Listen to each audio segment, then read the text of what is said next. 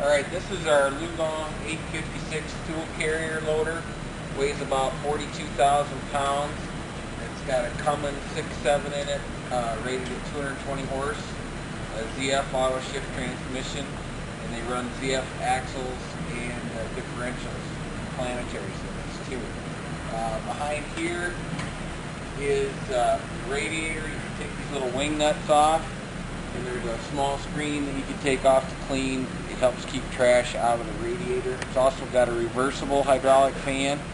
You can set it on automatic, so every 15 minutes it automatically reverses, or you can manually reverse the flow of the fan. That way it can blow the trash out of the radiator if you're in a real dusty environment, or grinding hay, that kind of thing. We've got a plug-in right here for the block heater on the engine. Then if you notice over here, there's drain plugs right there. You can drain the transmission fluid, the hydraulic fluid, or the engine oil, all from one location. There's a little sight glass right there for the fuel tank. You walk around back. This is where the radiator fan is, back here. There's a hydraulic fan. Got a big pin there on the counterweight for tow bar pin. And then in here is where you can fill up the fuel tank, right in that area. And under here, you can take and lift up the hood. It's got electric lift on the hood.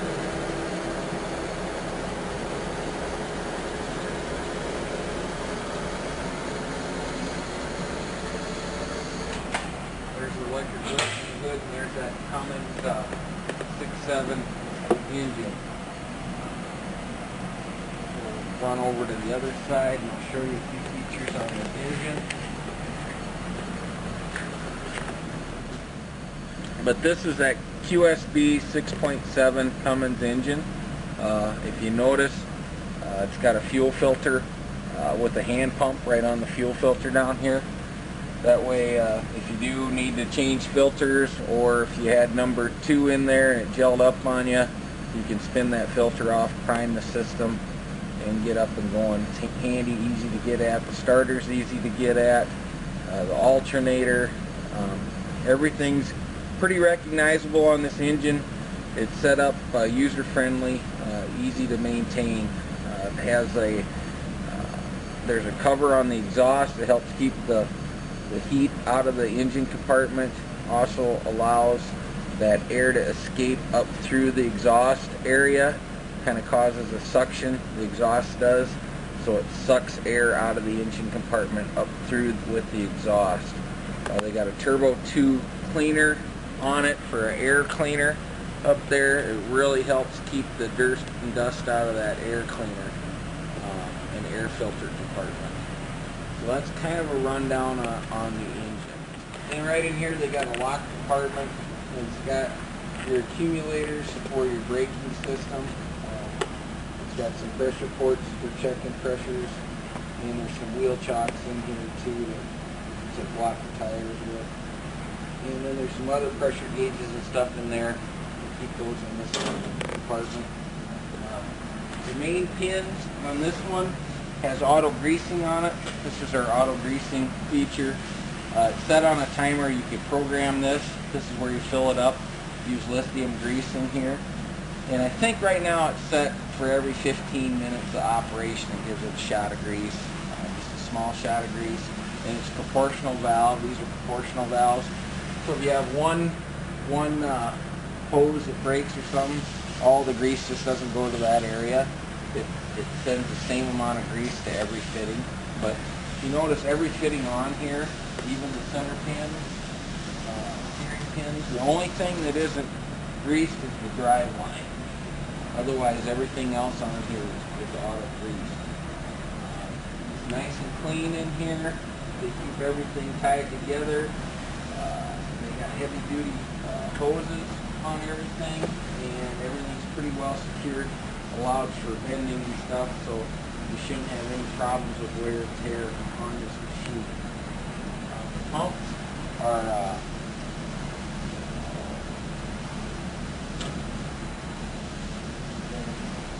Actually has three hydraulic pumps on it. They're Denison pumps. And two of the main pumps run right off the transmission. And those pumps, one of them's for the loader operation itself, the other pump's just for the steering. That way you're not robbing any power from the lifting capabilities when you go to steer the machine.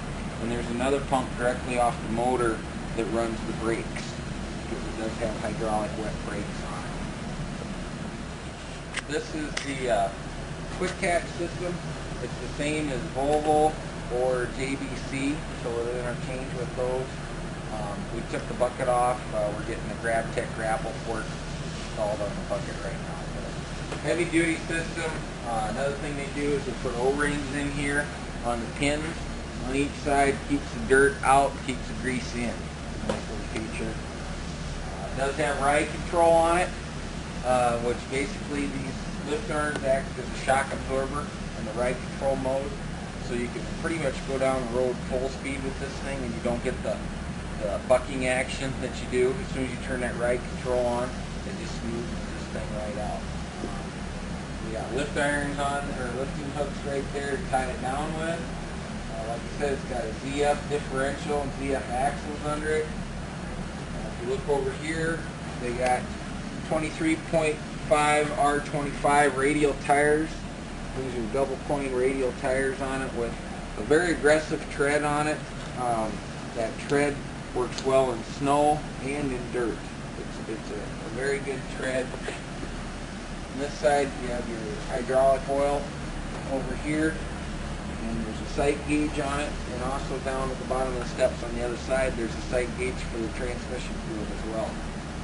The cab has a door on this side also, and the windows go all the way down to the floor on this. Pretty much the same cab, same setup as our 842. This is a quick view of the dash and the controls. Here's all your buttons down here for your lights and some diagnostics. You can push on that and get a diagnostic code for your engine. Up here's your gauges. You got your fuel gauges, your transmission and water temperatures, your RPM, and your speedometer right there. And then there's warning lights that come on for your parking, park lights. This is a transmission engage, disengage light. Over here for buttons, if this had automatic greasing, you'd push that to automatically grease it. Rear window defroster, wipers, beacon, and then your transmission engage, disengage button. And over on this side, your joystick with your shifting levers, forward and reverse. This is for your third valve. To operate that, it's got a little lock on it so you can't move it. You can take that off if you're going to use it for a grapple. Your parking brake.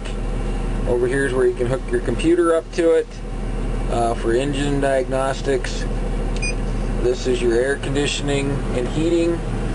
And then this locks your third valve. This is ride control. And this is, I'll shut this fan off. This is your ride control button. And this is for your fan, to reverse your fan manually or reverse your fan automatically. So that's what those buttons do. And it's got a radio on it. A couple nice speakers. Turn that off. It's got a sunshade up here. Lights for in the cab. And also a sunshade back here. A nice big compartment over here for storage, adjustable armrest for your lever there, and over here on this side it's got a big storage area spot you can put a drink in, and it's got a 12-volt cigarette lighter adapter to plug your phone in. Plenty of vents around here, keep the windshield nice and clean in the winter time. Spot to hang your coat up there. Nice roomy cab. And that's pretty much everything on the loader. Oh, it does also have tilt steering wheel. You can tilt it back and forward, plus you can pull it out towards you too, up or down. And that's a walk through the cab on the 842. Alright, now we're inside this loader. I'm going to go through how to operate this loader. Basically, you turn the key on, and then you have to come over here on your joystick and hit the neutral button to make sure it's in neutral, and then it'll finish starting the rest of the way. Now, what you can do to put it into gear, you have to hold this button right back here with your finger. Hold that down and push it in forward. Now it's in gear to go forward. And then you got to take the parking brake off over here too. Okay? Push in on the parking brake. Now you're in forward second gear automatically. Hit reverse, you're in reverse second gear. To drop it down into first gear, you can either hit this button right back here to get it to first gear, or you can hit the minus button. Now you're in first gear. Push this, you're back into forward gear. And this is neutral. Now another thing you can do is when you go into forward gear, if you want it to shift fully automatic first through 4 on its own, just like putting a car in drive, you just hit this plus button till all these light up over here, then it's in the drive mode. Then it'll shift automatically first through 4th gear.